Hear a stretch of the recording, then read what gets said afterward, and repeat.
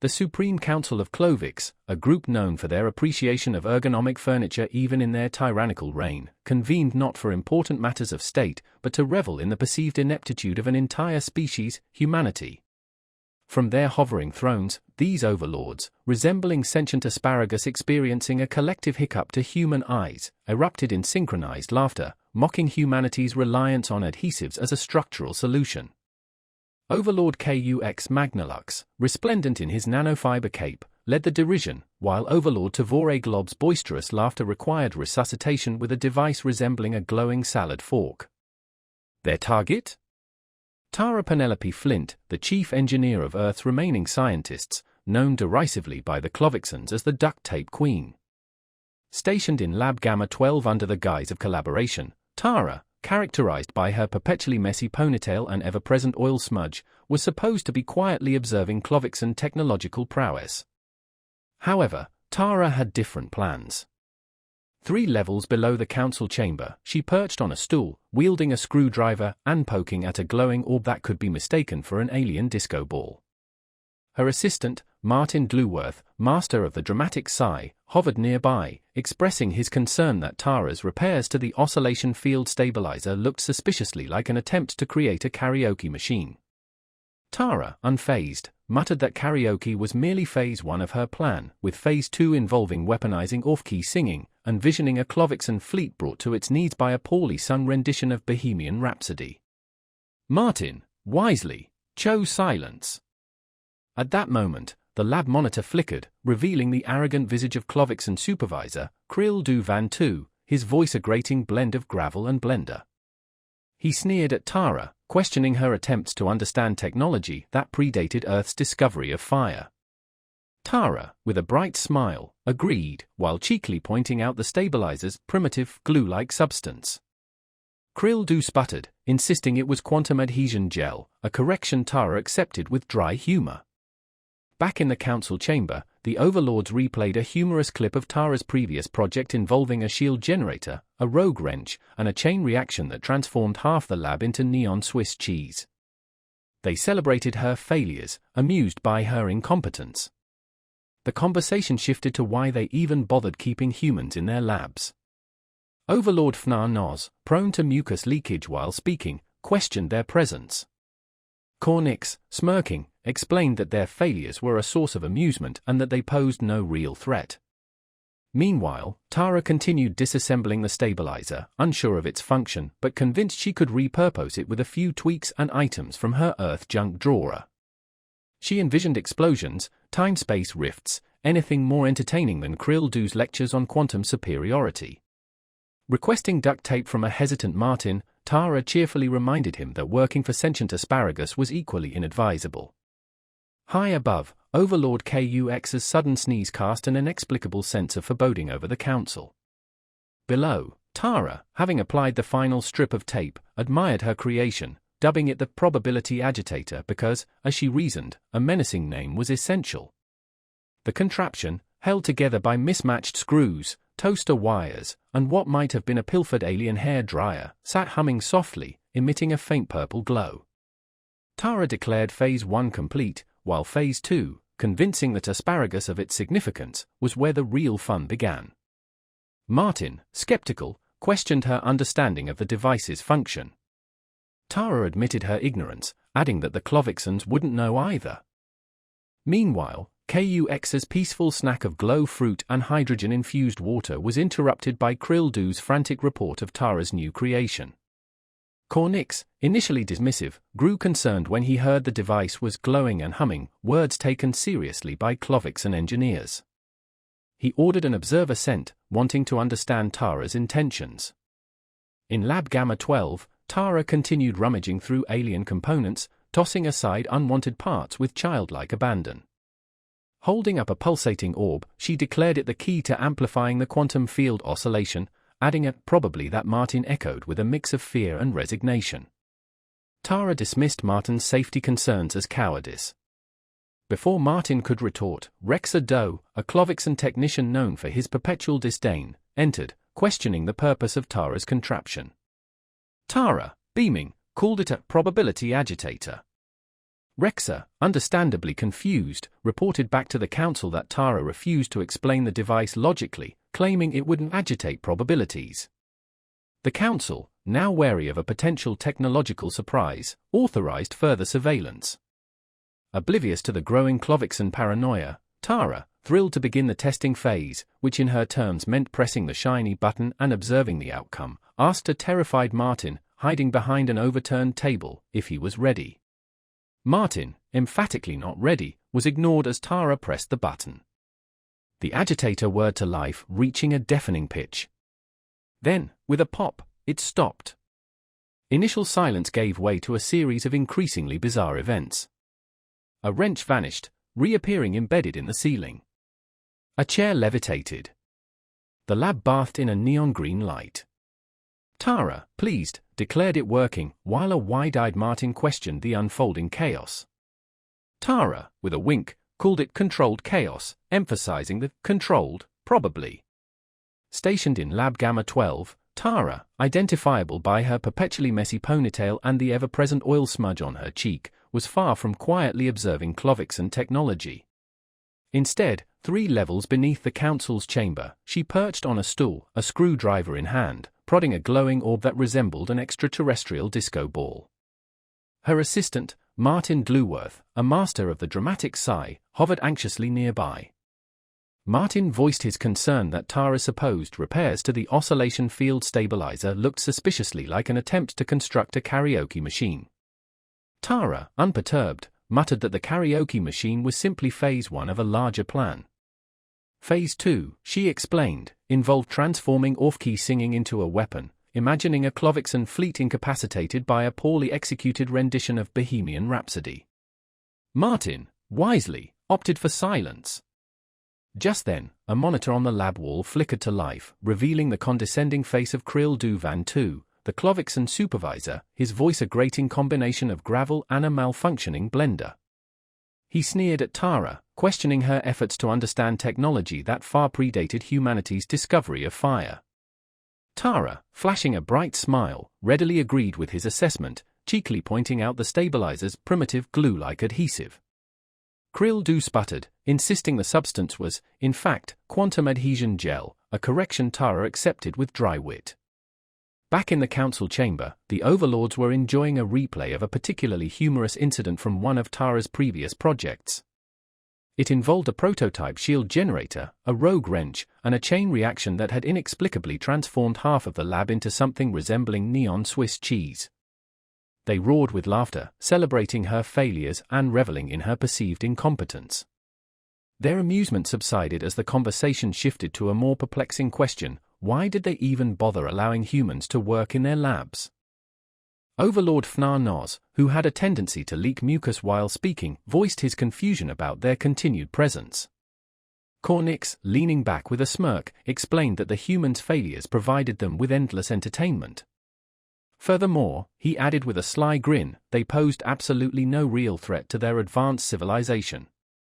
Meanwhile, back in the lab, Tara continued dismantling the stabilizer, not entirely certain of its original purpose, but confident that with a few modifications and some scavenged components from her collection of Earth-based odds and ends, she could repurpose it into something far more interesting. Perhaps it could explode, she mused, or maybe even tear a hole in the fabric of space-time. Either outcome, she reasoned, would be preferable to enduring Krill Du's monotonous lectures on quantum superiority. Martin, she said, her eyes gleaming with a mixture of mischief and a touch of madness, hand me the duct tape. Martin hesitated, expressing his reservations about the whole endeavor. This feels inadvisable, he cautioned. So does working for a race of sentient asparagus, Tara retorted cheerfully, but here we are.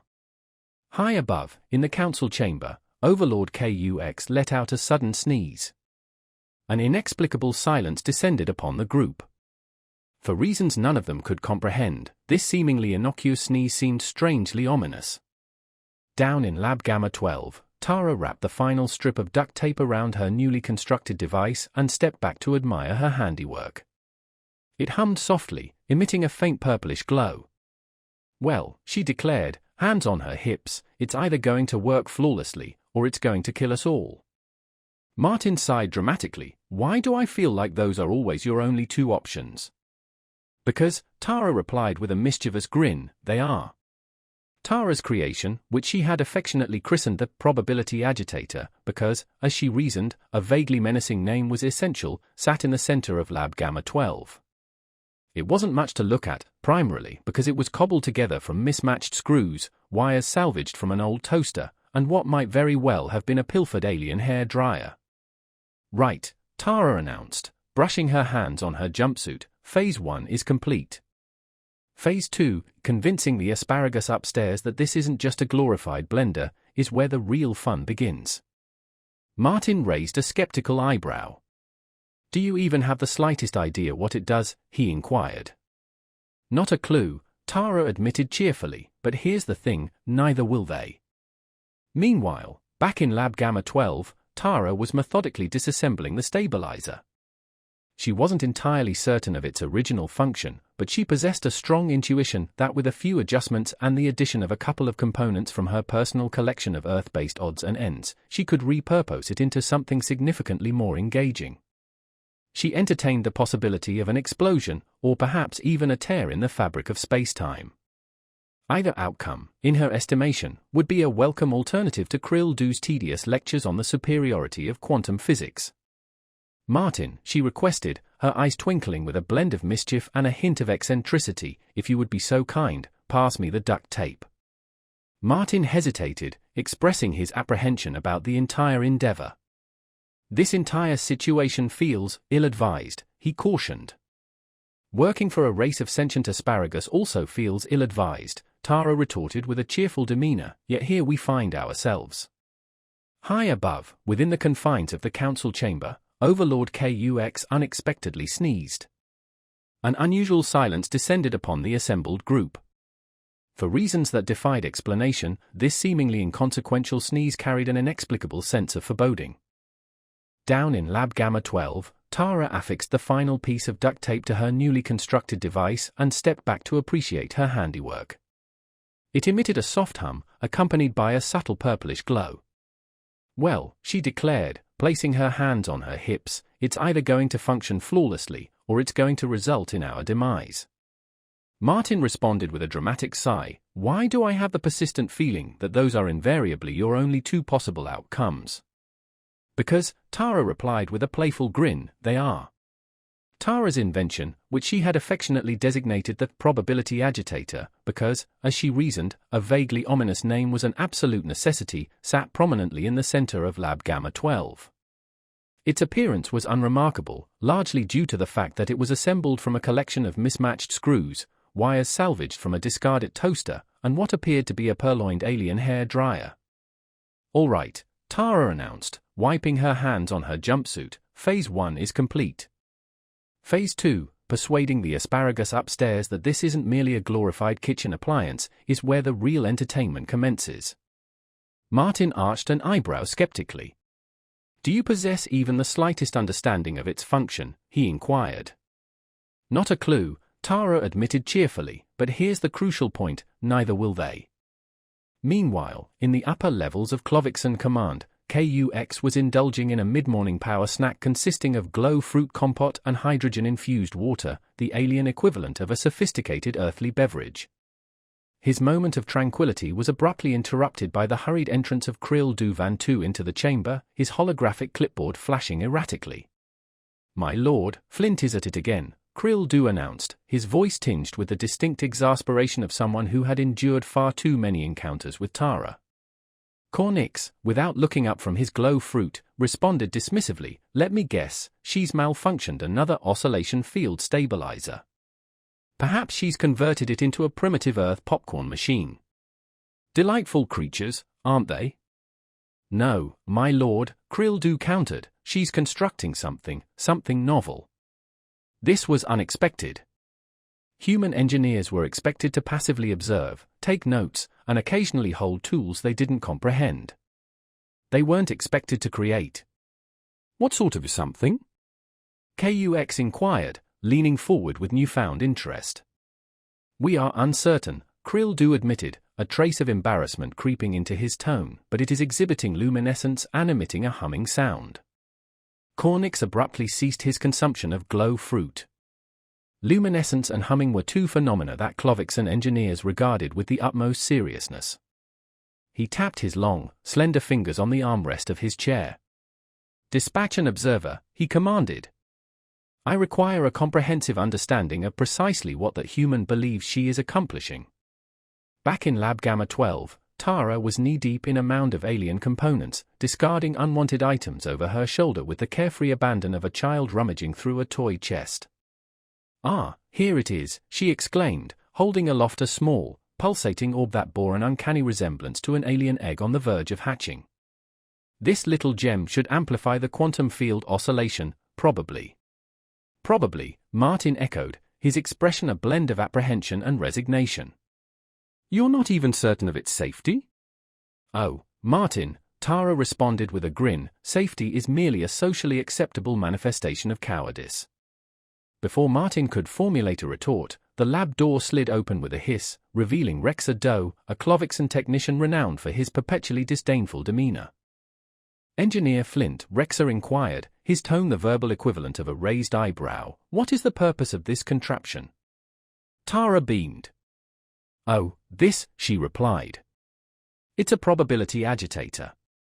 Meanwhile, high in the Clovickson Command Center, Overlord KUX was enjoying a mid-morning snack of glow fruit and hydrogen-infused water, the alien equivalent of a gourmet coffee break. This moment of peace was shattered by the abrupt entrance of Krill Du Van Tu, his holographic clipboard flashing with alarming urgency. "My lord," Krill Du announced, his voice thick with the weariness of someone who had dealt with Tara one too many times, "Flint is at it again." Cornix, without looking up from his snack, dismissed the interruption. "Let me guess," he drawled, "another stabilizer malfunction? Perhaps she's fashioned it into some sort of primitive Earth food preparation device." "Amusing, aren't they?" "No, my lord," Krill Du insisted, "she's constructing something new." This was unexpected. Humans were supposed to observe, not innovate. "New?" KUX inquired, finally showing interest. "We are uncertain of its precise nature," Krill Du admitted, a hint of embarrassment coloring his voice, "but it exhibits luminescence and emits a humming sound." Cornix stopped eating. Luminescence and humming were words that carried weight among Clovickson engineers. He tapped his long, thin fingers on the armrest of his throne. "Dispatch an observer," he ordered. "I want to know exactly what that human thinks she is doing." Back in Lab Gamma 12, Tara was surrounded by a mountain of alien components, discarding unwanted parts with the cheerful abandon of a child playing with building blocks. "Aha!" she exclaimed, holding aloft a small, pulsating orb that looked remarkably like an alien egg moments before hatching. "This should amplify the quantum field oscillation, probably." Martin, his face a mixture of dread and resignation, echoed her uncertainty. "Probably," he repeated. "You're not even sure it's safe?" "Oh, Martin," Tara replied with a mischievous grin, "safety is just a socially acceptable term for lacking a sense of adventure." Before Martin could respond, the lab door slid open, revealing Rexa Doe, a Clovickson technician known for his perpetually disapproving expression. "Engineer Flint," Rexa inquired, his tone dripping with condescension, "what, pray tell, is the purpose of this contraption?" Tara beamed. "This," she replied, gesturing to the device. "This is a probability agitator." Rexa blinked. The name was utterly meaningless to him. "A probability agitator," he repeated, clearly struggling to grasp the concept. Tara, delighted with his confusion, simply smiled. "Precisely," she said. "It's revolutionary." Later, Rexa reported back to the Supreme Council, his report a symphony of exasperation. "She refuses to provide a logical explanation," he complained. "She insists it will agitate probabilities, whatever that may entail." KUX stroked his chin thoughtfully. "Agitate probabilities," he mused. "Could it be some form of subspace disruption technology?" Krill Du scoffed. "Impossible. No human possesses the intellect for such innovation. They haven't even mastered basic recursive temporal algorithms." Still, a seed of doubt had been planted. The council, unwilling to dismiss any potential threat, no matter how improbable, authorized increased surveillance. Tara, blissfully unaware of the growing Clovickson anxiety, was thoroughly enjoying herself. She had reached the testing phase, which, in her lexicon, meant push the big, shiny button and see what happens. "Ready, Martin?" she asked, turning to her assistant, who was currently hiding behind an overturned table, clutching a fire extinguisher. "Absolutely not," Martin replied emphatically. Tara, ignoring his protest, pressed the button.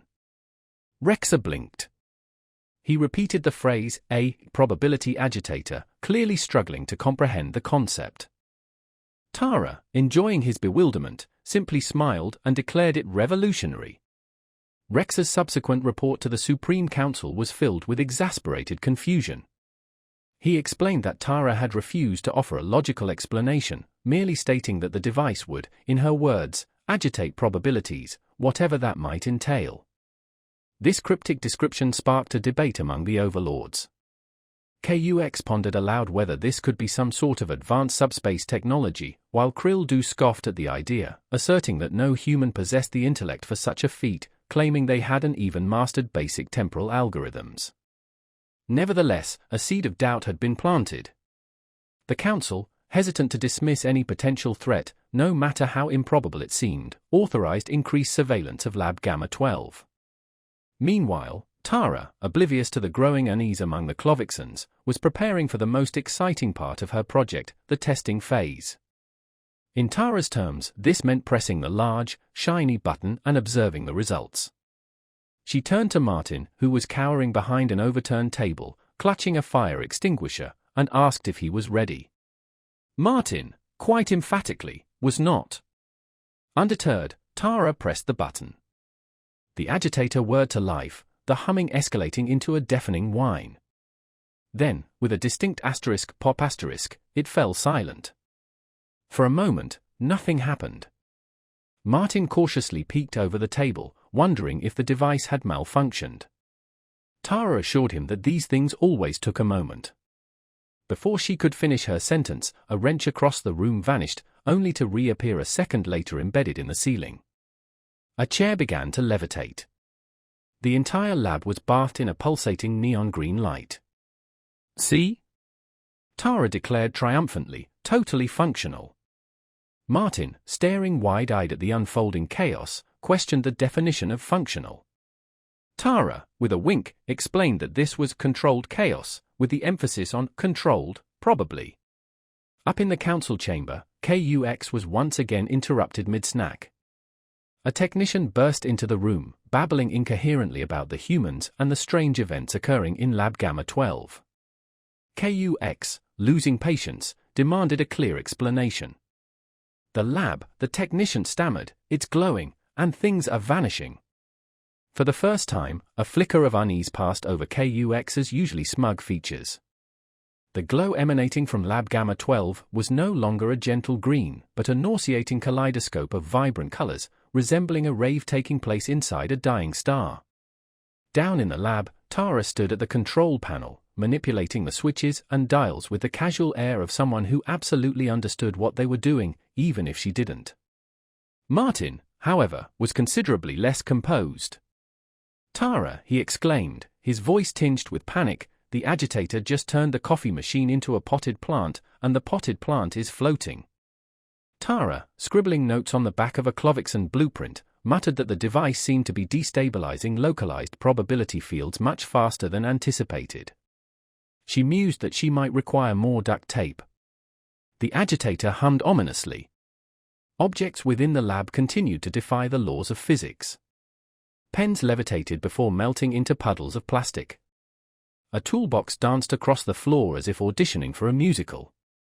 In the corner, a Clovickson particle analyzer began to giggle, a sound utterly unsettling coming from a piece of scientific equipment. "Turn it off!"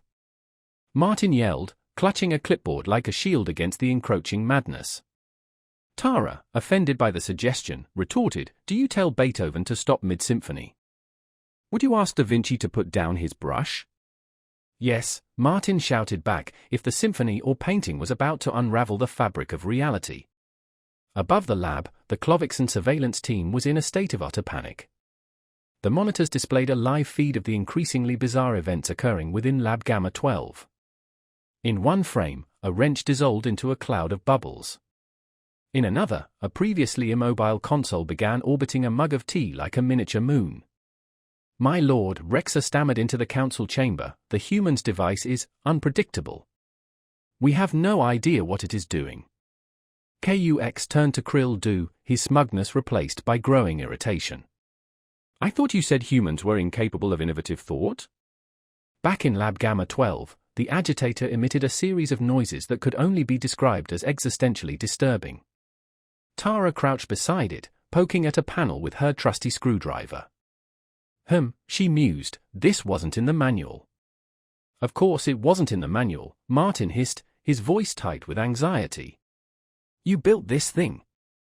Before Tara could retort, the lab's lighting shifted dramatically. A shimmering field of energy descended from the ceiling, blanketing the room and instantly freezing everything in place.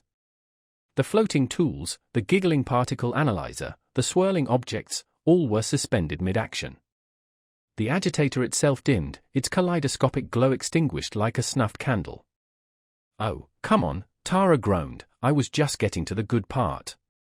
Moments later, the lab door hissed open, revealing Krill Du Van Tu, flanked by a squad of armed Clovixon enforcers. He pointed a slimy finger at Tara. "You will cease your reckless experimentation immediately," he commanded. Tara, hands on her hips, stood her ground. "Reckless," she retorted. "I'm revolutionizing science.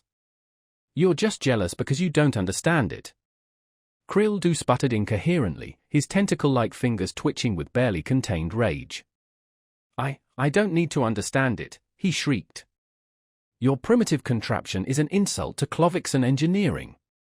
"Funny," Tara replied, a sly grin spreading across her face, "because it looks like my primitive contraption was doing things your advanced technology can't."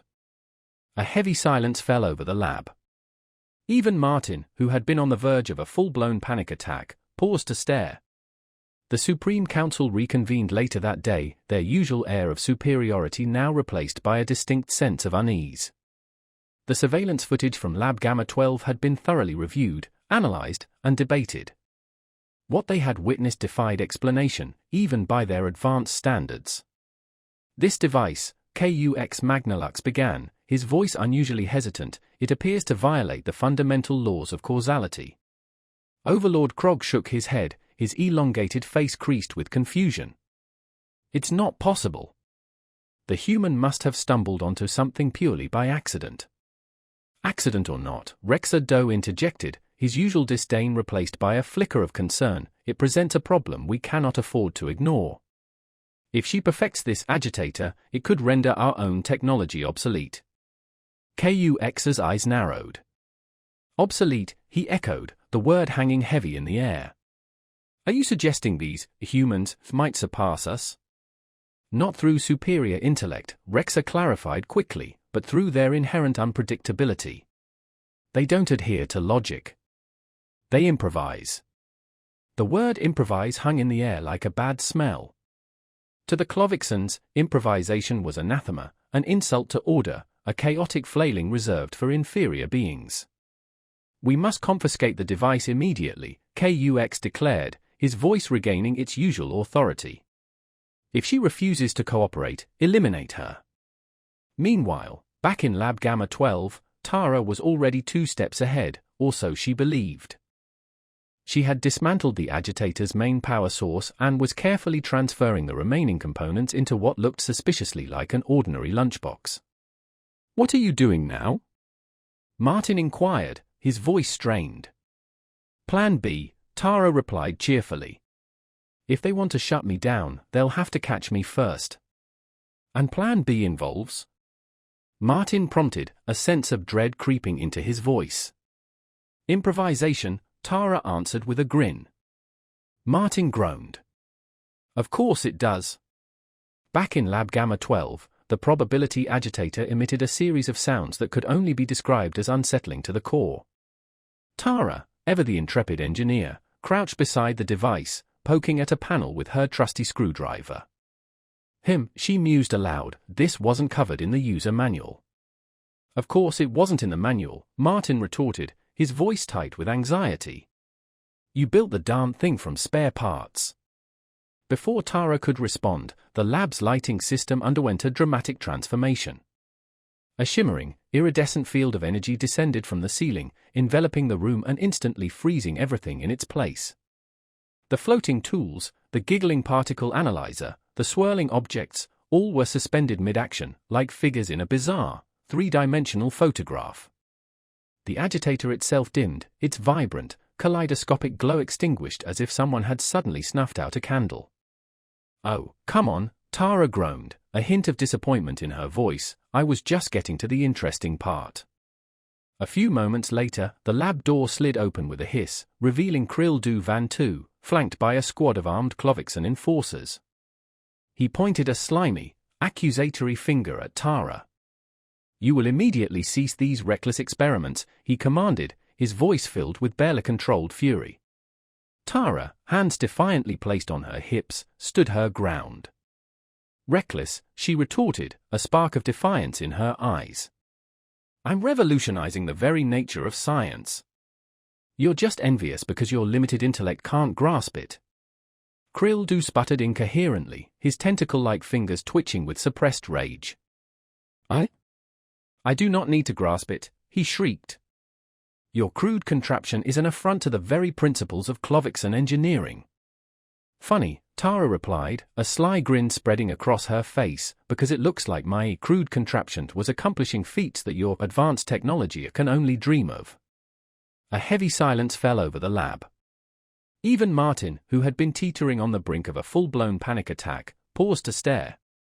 The Supreme Council reconvened later that day, their usual air of smug superiority replaced by a palpable sense of unease.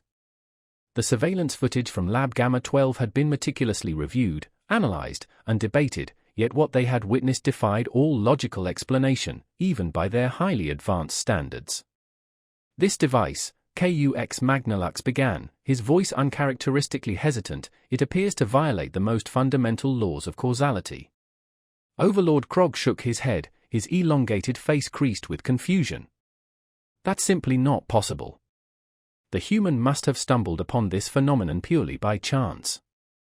Accident or not, Rexer Doe interjected, his usual disdain replaced by a flicker of genuine concern, it presents a significant problem that we cannot afford to ignore. If she manages to perfect this agitator, it could render our own sophisticated technology completely obsolete. KUX's eyes narrowed. Obsolete, he echoed, the word hanging heavy in the air. Are you suggesting that these humans might actually surpass us? Not through any inherent intellectual superiority, Rexer clarified quickly, but through their innate unpredictability. They don't adhere to the rigid constraints of logic. They improvise. The word improvise hung in the air like a foul odor. To the highly structured, logical minds of the Clovixons, improvisation was anathema, an insult to the very concept of order, a chaotic, random flailing reserved for inferior beings. We must confiscate this device immediately, KUX declared, his voice regaining its usual authoritative tone. If she refuses to cooperate, eliminate her. Meanwhile, back in Lab Gamma 12, Tara was, as usual, already 2 steps ahead, or at least she believed she was. She had carefully dismantled the agitator's primary power source and was meticulously transferring the remaining components into what looked suspiciously like an ordinary lunchbox. What are you doing now? Martin inquired, his voice strained with apprehension. Plan B, Tara replied cheerfully. If they want to shut me down, they'll have to catch me first. And Plan B entails? Martin prompted, a growing sense of dread creeping into his voice. Improvisation, Tara answered with a mischievous grin. Martin groaned. Of course it does.